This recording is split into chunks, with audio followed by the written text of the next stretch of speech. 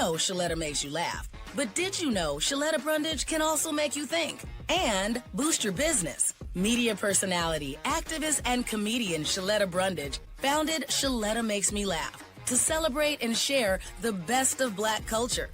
It's a podcasting platform. You can download 10 weekly podcasts hosted by African-American subject experts at ShalettaMakesMeLaugh.com or wherever you find your favorite podcasts. ShalettaMakesMeLaugh.com is also a production house, creating broadcast-quality commercial content. And Shaletta and her team of storytellers create powerful promotional campaigns to get businesses the brand awareness they're looking for. Some of Minnesota's top businesses trust Shaletta, and you can too. Get out the word about your events and products and get in front of communities of color with ShalettaMakesMeLaugh.com. She's got the power to help your business. Welcome back to the Diversity Do podcast, recognized as one of the top 100 diversity and inclusion podcasts in the United States. I'm your host, Lambert Fisher, marriage and family therapist, award-winning author, and national speaker on the topic of multicultural awareness and diversity.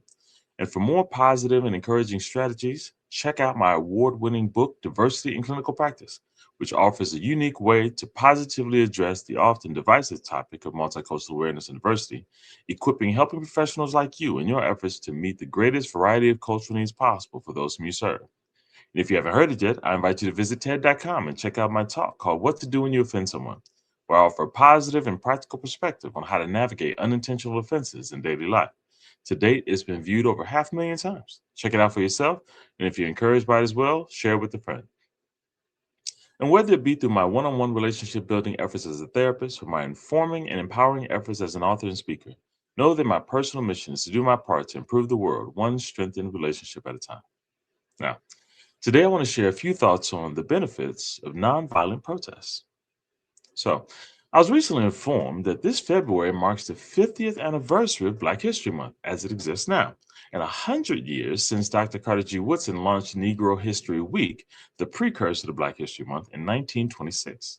And while many will be inspired this month to remember and appreciate many of the well-known historical figures in Black history, a great thing to do and to spend time on, and many others will take time to highlight the many lesser-known individuals and organizations who have made significant efforts to positively impact their community. Also, a great thing to do now and whenever the opportunity arises. I, as a Minnesota resident, needed to go no further than to witness the tens of thousands of Minnesotans who marched the streets of Minneapolis in more than negative 20-degree temperatures to protest the actions of ICE agents in Minnesota, to be reminded of the precedent that inspired many of those in attendance to participate. For these nonviolent protests are reminiscent of the nonviolent civil rights marches that both reflect grassroots responses to perceived abuses of government power, making moral and legal arguments in hopes for immediate as well as systemic change. Now, while I've been a part of and a fan of marches and other protests in various ways for years, I can understand how many fail to understand how they work and why they're a good thing for everyone.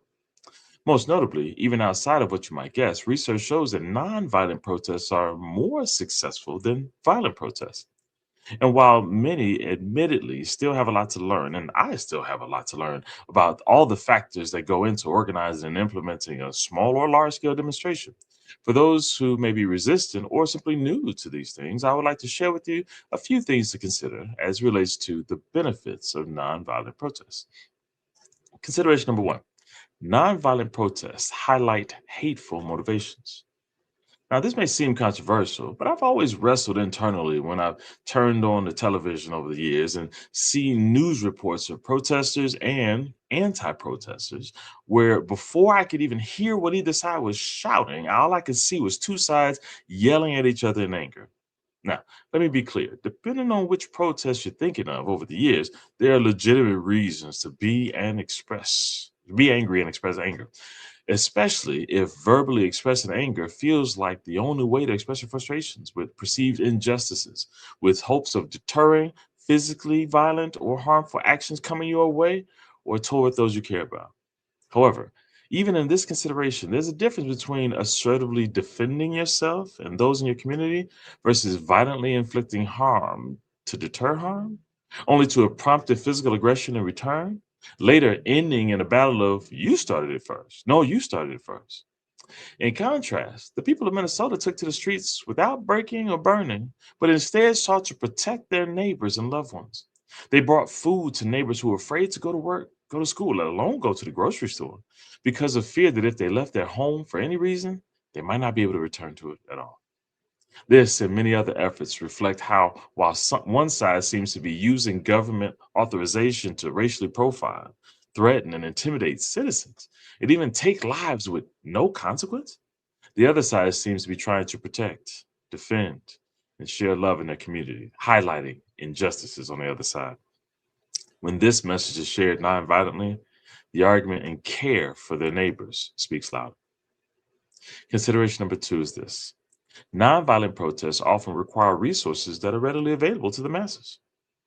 When the people of Minneapolis took to the streets, walking in the frigid cold, not breaking or burning, not trashing vehicles or attacking agents, they walked, they shouted, they used their legs and their voices to have an impact, to show what was really important and who was important to them.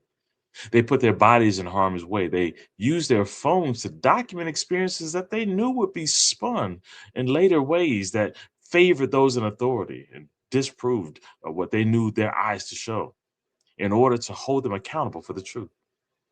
Faith leaders were seen putting their bodies at risk, disrupting the flow of vehicles going to the airport while peacefully chanting and singing hymns to let people know who was important to them. Instead of utilizing resources like weapons to harm authorities, they utilize their bodies, their voices to inform authorities, expressing that their actions mattered to those in the community they're reportedly trying to protect from quote unquote dangerous immigrants, only to be actually causing more danger and anxiety and fear, taking more lives than they're saving. Not only that, but as a therapist, I've seen the psychological impact of not only witnessing traumatic events and the taking of lives by ICE agents, but the resulting fear from the indiscriminate actions of these agents, making everyone afraid that they could be next, with no guarantees that they won't be the next isolated event. This all has immediate and long term psychological and emotional consequences. In contrast, nonviolent protests seek to disrupt the usual flow and bring attention to the injustice that's occurring, challenging those who are a part of the injustice to stop, and challenging those who are watching it to find a part to play and bring about change. And then there's consideration number 3. Nonviolent protests display priority and care for people over policies.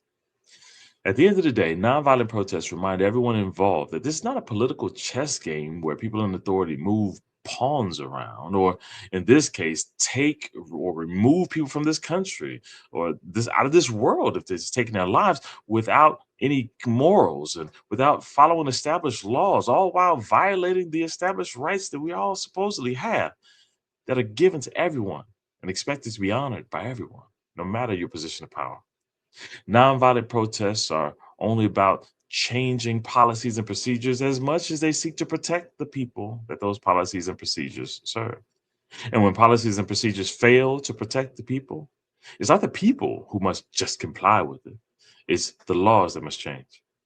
One way to start this is by actually following through on expected accountability for those enforcing those laws when they break those laws. Similarly, prioritizing the immediate undoing of injustices like detaining media while they're just doing their job reporting the news, or bringing back American citizens who were deported instead of asking them to just trust the system to figure it out over time. For that's the thing, trust in the system has been significantly damaged, hopefully not irreparably. With all that being said, as you can see, this is just the beginning of a longer conversation regarding the nonviolent protests that many are seeing on the news or even on the streets. My hope for you is that you would increase your appreciation as well as your understanding of the benefits of nonviolent protests. For when injustice occurs, everyone has the opportunity to stay silent or express their feelings, verbally or behaviorally. And those feelings can be expressed healthily or in an unhealthy way.